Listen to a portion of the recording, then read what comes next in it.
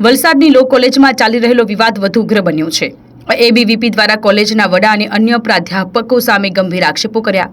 એબીવીપીએ તપાસ હેઠળના અધિકારીઓને પદ પરથી હટાવવાની માંગ કરી છે, જેથી પુરાવા સાથે છેડછાડ ન થાય। આજરોજ કોલેજ ઓફિસમાં એબીવીપીનો ઉગ્ર વિરોધ જોવા મળ્યો। મંડળના પ્રતિનિધિ સાથે અન્યાય માટે તૂતુ મેમે પણ થઈ અને ઓફિસમાં બેસી સૂત્રોચ્ચાર કરી ઉગ્ર વિરોધ કરવામાં આવ્યો। એબીવીપીના કાર્યકરોએ જણાવ્યું કે જે અધિકારી કે વ્યક્તિ સામે તપાસ ચાલતી હોય તો એ અધિકારીને પદ પર ચાલુ રાખવાથી પુરાવાનો નાશ થવાની કે તેમાં છેડછાડ થવાની શક્યતા રહે છે।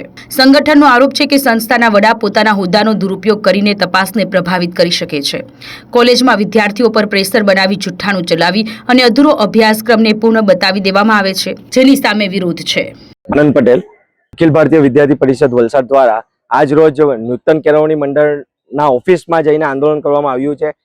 જે ગત 2-3 દિવસ પહેલા નૂતન કેળવણી મંડળને આવેદનપત્ર આપવામાં આવ્યું હતું, એના ઉપર કઈ જવાબદારીપૂર્વક એમને કામ કર્યું નથી અને જે આક્ષેપો લાગ્યા છે, જેમ કે બળજબરીપૂર્વક દબાણ આપી વિદ્યાર્થીઓ પર લખાણ લખાવવાનું કે ગેરકાયદેસર રીતે નીતિઓ અપનાવવાની, એવા બધા આક્ષેપો લાગ્યા છે, જે કાયદાકીય ખરાબ છે અને જેને લઈને આજરોજ અખિલ ભારતીય વિદ્યાર્થી પરિષદ દ્વારા આજરોજ આંદોલન કરવામાં આવ્યું છે। માંગ એક જ છે કે જે આક્ષેપો લાગ્યા છે, જેમના ઉપર જે ઇન્ચાર્જ આચાર્ય છે કે પછી પ્રાધ્યાપક છે, એમને તાત્કાલિક ધોરણે એમના ઉપર એક્શન લેવામાં આવે, કાં તો પછી જવાબદારી પરથી મુક્ત કરવામાં આવે। ઉગ્રથી ઉગ્ર આંદોલન કરશે, એની સંપૂર્ણ જવાબદારી નૂતન કેળવણી મંડળની રહેશે।